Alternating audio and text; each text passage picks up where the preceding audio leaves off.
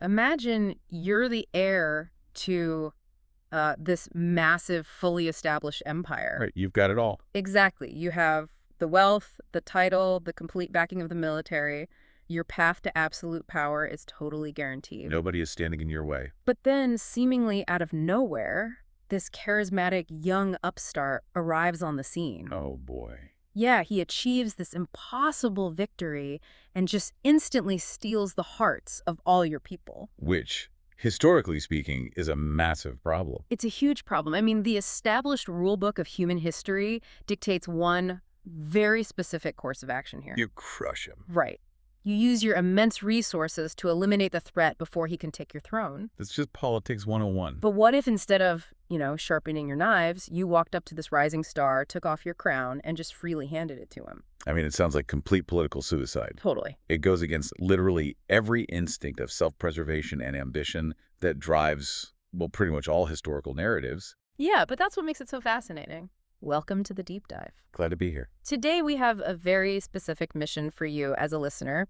We are exploring the ancient texts of 1 Samuel and 2 Samuel. Some really incredible source material. Yeah, we're diving in to analyze a relationship that defies, honestly, every logical rule of power dynamics. The friendship between David and Jonathan. Exactly. I mean, in a modern era where networking is often just this mental spreadsheet of how can this person advance my career? Right. Very transactional. Yeah, highly transactional. But this historical narrative presents a completely radical blueprint. Because it's a bond that survives assassination attempts, completely flips the hierarchy of an entire kingdom, and literally outlasts the grave. It's wild, and the stakes here could not be higher. Oh, absolutely not. I mean, we're looking at a kingdom in massive transition. Setting the stage a bit, the ancient Near East was a highly volatile geopolitical landscape, right?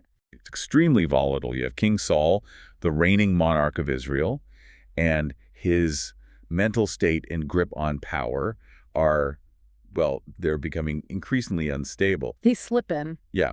And then you have Jonathan, his eldest son, who is the crown prince. And he's not just some pampered royal, right? He's a legitimate military commander. Exactly. He's very accomplished in his own right. And stepping onto this super tense stage is David. The wild card. The ultimate wild card. At this point in the text, David is this shepherd-turned-warrior who just achieved massive national fame. Because he just struck down the Philistine champion Goliath. Right. He is the ultimate rising star. So you've got the established crown prince and this newly famous populist hero. And from a purely Machiavellian perspective, these two are natural enemies. They have to be. A bloody succession crisis seems basically inevitable here. It does. The arrival of someone like David is a direct existential threat to Jonathan's entire future. Right. The standard playbook for a crown prince is to either orchestrate an accident for the young warrior, You make him disappear. or politically marginalize him so thoroughly that the public just forgets his name. But the narrative in 1 Samuel 18 takes this completely unexpected turn. It really does. The text tells us that right after David finishes speaking to King Saul, the soul of Jonathan adhered to the soul of David. And that he loved him like his own soul. It's this immediate, profound recognition.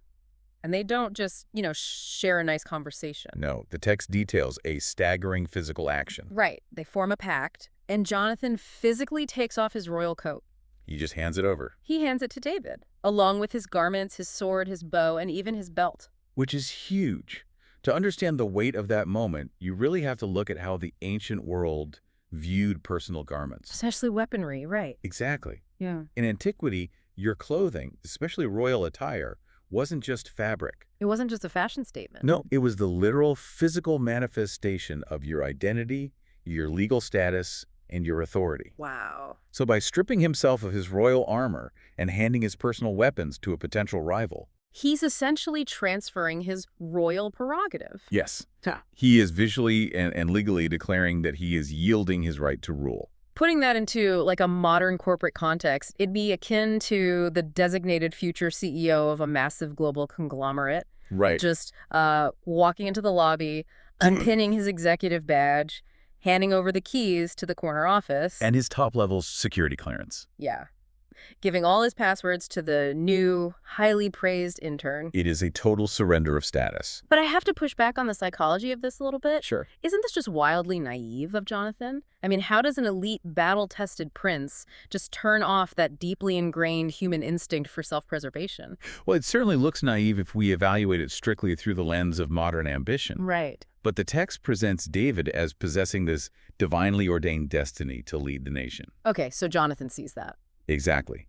What the narrative suggests is that Jonathan possesses this really rare clarity to read the writing on the wall. He sees the shifting reality. Yes, and instead of fighting it out of ego or jealousy, he chooses to align himself with it. That's incredible. And this establishes the very first principle of profound friendship we can extract from these sources. Which is what? The complete dismantling of toxic competition. Wow. True friendship, according to this blueprint, requires us to remove our own ego from the equation so we can genuinely elevate the gifts of the other person. That immediately challenges you to look at your own inner circle, you know? Oh, for sure. Are your connections based on mutual elevation? Or is there this quiet, simmering current of competition running underneath? A tough question to ask yourself. It is. Are you willing to hand over your armor to ensure someone else succeeds? Because as the text shows, making that choice is really only the beginning. Right. Because every friendship looks incredibly strong when you're riding the high of a shared victory. Like David just beating Goliath. Exactly. But the true structural integrity of a bond is only revealed under extreme, life-threatening pressure. And that pressure is applied almost immediately by the ruling power. Things change fast. They do. The public perception begins to shift rapidly. The narrative describes the women of the cities coming out to celebrate the returning army, right? They're singing and dancing. And they chant this very specific phrase. Saul has struck down 1,000 and David 10,000. Yeah.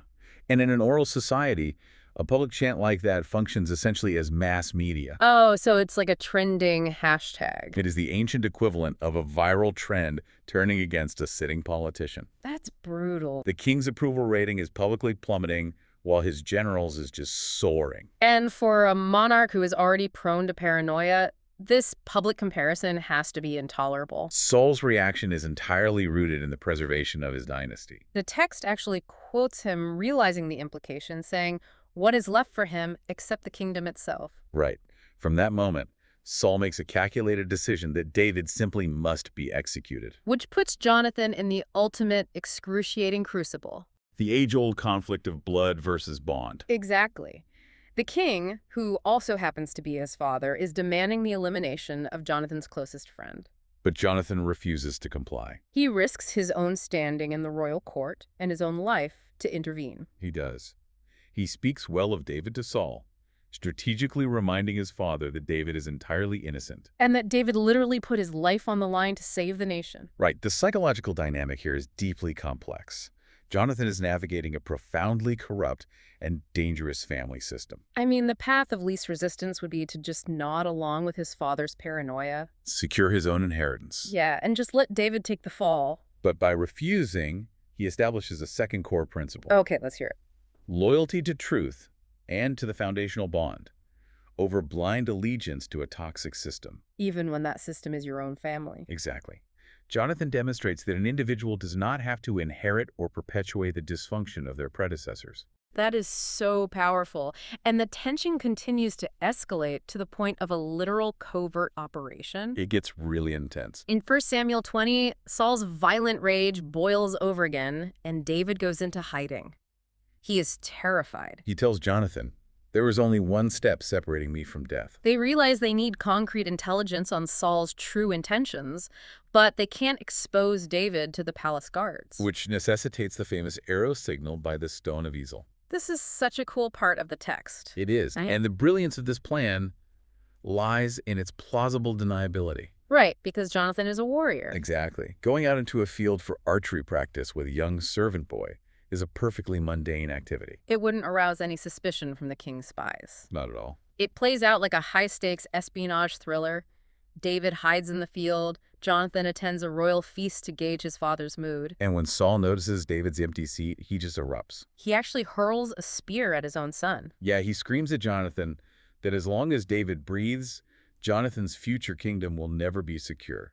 So Saul is actively trying to weaponize Jonathan's own ambition against him. Yes, Saul is utilizing a classic manipulation tactic. He is framing his murderous intent as an act of paternal care. Oh, like, I'm doing this for you. He is essentially arguing, I am committing this atrocity for your benefit so you can wear the crown. But Jonathan completely rejects that framing. He leaves the table fasting and grieving. And the next morning, he executes the plan. He goes out to the field, shoots the arrows, and yells a predetermined code phrase to his servant boy. Behold, the arrows there farther away from you. That specific phrase, farther away, was the encrypted message telling David that the king's decree is death and he has to flee immediately. And the servant boy collects the arrows and returns to the city, completely unaware that he just served as a courier for treasonous intelligence. It's an amazing espionage drop. And once the area is clear, David emerges from his hiding place. The emotional weight of this parting is immense. They weep together, kissing one another, and the text explicitly notes that David wept more so, And before David runs, they formalize their covenant once more. stating, "May the Lord be between me and you, and between my offspring and your offspring, even forever." It requires immense moral courage to look at a corrupt authority figure, especially one holding the keys to your future, Then say, "No, what we are doing here is wrong." knowing it puts a permanent target on your own back. Yeah, the ramifications of that choice completely alter the trajectory of their lives. The narrative shifts dramatically here. David loses everything. He goes from being the celebrated military commander dining in the royal halls to being a desperate fugitive hunted by the state. Let's look at the reality of that exile. David is running for his life. He is hiding in caves, living out in the harsh terrain of the desert of Ziph, He is physically exhausted, socially isolated. and despairing of his very survival. He has lost his status, his wealth, his army. He has absolutely zero utility or leverage to offer anyone. Right. From a purely transactional view of networking, this is the moment you delete the contact. The person has become a massive liability. But this is exactly the moment the source material shows Jonathan taking action again. In 1 Samuel 23, Jonathan actively seeks David out. He sneaks past his father's patrols and goes deep into the woods to find this terrified fugitive. And when he finds him, he doesn't bring a contingent of heavily armed soldiers to guard him. He doesn't bring wagons of supplies either. No, he brings something arguably much more critical for survival. The text says Jonathan strengthened his hands in God. He provides a profound level of spiritual and emotional resuscitation. Because the wilderness has a way of eroding a person's sense of identity. Yeah. When David is staring at the walls of a cave, having completely lost sight of the grand destiny he was promised, Jonathan steps in to become the mirror that reflects that true purpose back to him. Jonathan makes this astonishing concession right there in the woods. What does he say? He looks at this broken man and says, "Do not be afraid, for the hand of my father, Saul, will not find you, and you shall reign over Israel, and I will be second to you." Think about the modern equivalent of that. It is like having a co-founder who secretly cashes out their own life savings and funnels it into your completely bankrupt, publicly ridiculed startup simply because everyone else has written you off and they still believe in your vision. Jonathan is actively hyping up another man's destiny. Yes. Fully acknowledging that it requires stepping down from the main stage himself. Which yields a crucial third principle. Yeah. True friends seek you out in the wilderness. They don't just hang around when things are good. Exactly. They do not just occupy the VIP section at your celebrations. They actively track you down when you are at absolute rock bottom. When associating with you carries immense risk. They remind you of your purpose when you are incapable of seeing it yourself. And they celebrate your eventual ascent without a trace of resentment. That level of selfless support is just stunning. It really is. But the historical narrative forces us to confront the brutal realities of this era. Because a massive military campaign ensues. Yeah, the Philistines launch a devastating attack against Israel, and on the slopes of Mount Gilboa, the Israelite defenses crumble. King Saul and his 3 sons, including Jonathan, are struck down. They die together on the battlefield. It is the absolute collapse of the reigning dynasty. The house of Saul is decimated in a single afternoon. And the news of this catastrophic defeat has to make its way across the terrain to David, who is still living in exile. Right. In 2 Samuel 1, the text introduces an Amalekite opportunist. This man comes to David's camp carrying King Saul's royal diadem and his armband. He presents them to David and claims that he personally delivered the killing blow to Saul. You have to view this through the political mechanics of antiquity, right? Yes. The Amalekite is operating on the standard assumption of human nature. He believes that by delivering the crown and claiming to have assassinated the king, he is handing David the ultimate victory. The rival is dead. The throne is clear. He fully expects a massive financial reward and an elevated position in the new regime. He assumes David is going to throw a party. But David's reaction completely subverts the Machiavellian political standard. He doesn't celebrate his newly cleared path to absolute power at all. Not at all. Instead, he and all his men take hold of their garments and tear them. They plunge into mourning. They weep and they refuse to eat until evening. David then composes a profound public lamentation for both Saul and Jonathan. And he actually orders that this song of grief be taught to the general public. He cries out, "Saul and Jonathan, worthy to be loved, swifter than eagles, stronger than lions." The inclusion of Saul in the lament is really a masterclass in honor, despite years of relentless persecution. It is, but the verses dedicated to Jonathan pivot into an intensely personal expression of grief. He publicly declares to the nation, "I grieve over you, my brother Jonathan, exceedingly stately and worthy to be loved above the love of women." The emotional vulnerability on display here is staggering. It is very raw. I mean, when you look at modern societal expectations, there is a very pervasive script that equates strong leadership, especially military leadership, with absolute stoicism. We often demand that leaders suppress their humanity to project an image of unbreakable strength. The cultural demand for emotional suppression is a really powerful force. But the narrative presents David, this battle-hardened military general who is engaged in countless brutal hand-to-hand combat engagements. Unabashedly weeping for his best friend in front of his troops.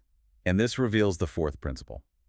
A profound friendship allows for and demands deep vulnerability. David refuses to sanitize his grief to appear tough. Right. By expressing his devastation so openly and enforcing the public memorization of this lament, he ensures that the depth of their bond is permanently cemented into the historical memory of the culture. It is a striking rejection of what we might currently term toxic emotional suppression. But the legacy of that bond poses an immediate historical problem. Jonathan is dead. The emotional connection is severed by mortality. In most historical texts, this is where the story of the friendship would definitively end. But making a promise to a friend in a dark cave is one thing. The real test of this covenant comes years later, when the circumstances have entirely flipped. Let's look at 2 Samuel chapter 9. David is finally securely sitting on the throne in Jerusalem. He has defeated the surrounding armies. The kingdom is his. Which brings us to the concept of ancient political hygiene. Right. The standard operating procedure when a new dynasty seizes control is to systematically hunt down and execute every single surviving member of the previous royal family. You eliminate the rival bloodline entirely. To guarantee that no descendant can rise up years later and instigate a rebellion. That is the universally accepted rulebook. But David remembers the covenant formalized in the field. He actively subverts the political norm. He convenes his court and asks, "Could there be anyone alive from the house of Saul, so that I may show the mercy of God to him because of Jonathan?" It is a phenomenal question. He is utilizing the apex of his absolute power not to crush potential threats, but to actively seek out a way to fulfill a promise to a man who has been dead for years.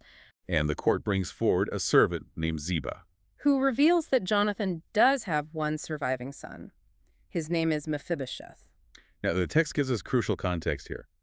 Mephibosheth became lame in both his feet when he was just 5 years old. When the horrifying news of the massacre at Mount Gilboa arrived at the palace, his nurse panicked. She grabbed the child and fled, but in her desperate haste, she dropped him, resulting in permanent disability.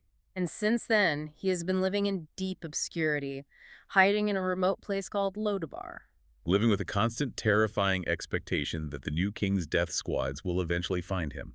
The psychological terror Mephibosheth must have experienced when the king's royal guard finally arrives at his door, I mean, it's hard to overstate. In his mind, this is the end. He is being summoned for his execution. Furthermore, the reality of disability in the ancient world meant existing without any social safety nets. A disabled member of a deposed royal family possessed absolutely zero political or economic utility. He is brought into the royal court, and he collapses on his face before David. He actually refers to himself as a dead dog, highlighting his complete lack of status and extreme vulnerability. But David looks at the son of his best friend and says, "Do not be afraid, for I will certainly show mercy to you because of your father Jonathan." He doesn't just spare his life. No, he restores all of Saul's massive ancestral estates and agricultural fields to Mephibosheth. And then he goes even further. He issues a permanent royal decree that Jonathan's son will always eat bread at the king's table, treating him as one of his own royal sons. David intentionally elevates a significant political liability to the highest status in the land, motivated by absolutely nothing other than relational integrity. And the text demonstrates that this protection is ironclad. Right, because later on in 2 Samuel 21, a crisis arises where the Gibeonites demand 7 descendants of Saul to be handed over for crucifixion, seeking justice for Saul's past atrocities against their people. And the political pressure forces David to comply. But the text explicitly pauses to note that the king specifically intervened to spare Mephibosheth. Strictly because of the sworn oath that existed between David and Jonathan. Which brings us to the final, sweeping principle extracted from these sources. A true covenant outlasts the mortal lives of the individuals who made it. David honors the word he gave to his friend decades earlier, long after Jonathan is utterly incapable of holding him accountable to it. It's the ultimate test of integrity. I liken it to a scenario where someone quietly assumes the financial burden of paying the mortgage for the family of a deceased friend. Year after year. Decade after decade, without ever seeking public recognition, a tax write-off, or gratitude.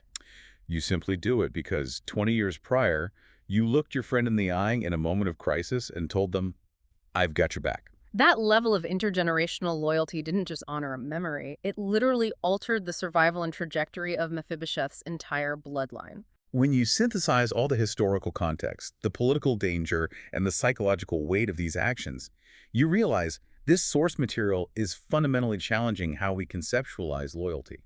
Exactly. Let's distill all of this for you listening. This deep dive wasn't just a recount of ancient Near Eastern military history. We are looking at the enduring architecture of human connection. The bond between David and Jonathan wasn't a casual association born out of networking convenience. It was a highly intentional, fiercely protected covenant. It was built on the complete dismantling of ego. Intense moral courage in the face of corrupt authority. The humility to step aside and elevate someone else. Profound emotional vulnerability that completely defied cultural norms. And a relentless commitment to promises that extended far beyond the grave. In an era where our professional and personal connections are so frequently transactional, where relationships are often defined by utility, algorithms, and networking metrics. This historical text acts as a mirror. It forces us to examine the foundational materials we are using to build our own alliances. It really does. It is very easy to listen to a narrative like this and wistfully wonder if we will ever find a Jonathan in our own lives. We all want someone who would willingly surrender their armor, risk their inheritance, and walk into the dark wilderness to remind us of our purpose. But the far more demanding question this text presents is this. Are you actively cultivating the character required to be a Jonathan to someone else? That requires entirely dismantling the mental spreadsheet of what people can do for us. It makes you wonder if human history is so overwhelmingly shaped by Sauls, leaders driven by paranoia, self-preservation, and the elimination of rivals. How vastly different would our modern political, corporate, and social institutions look if we completely restructured them to actively reward the Jonathans instead? That is a fascinating thought to leave on. Thank you for taking this deep dive with us today. Until next time, take a hard look at the alliances you're building. Make sure they are designed to withstand the wilderness.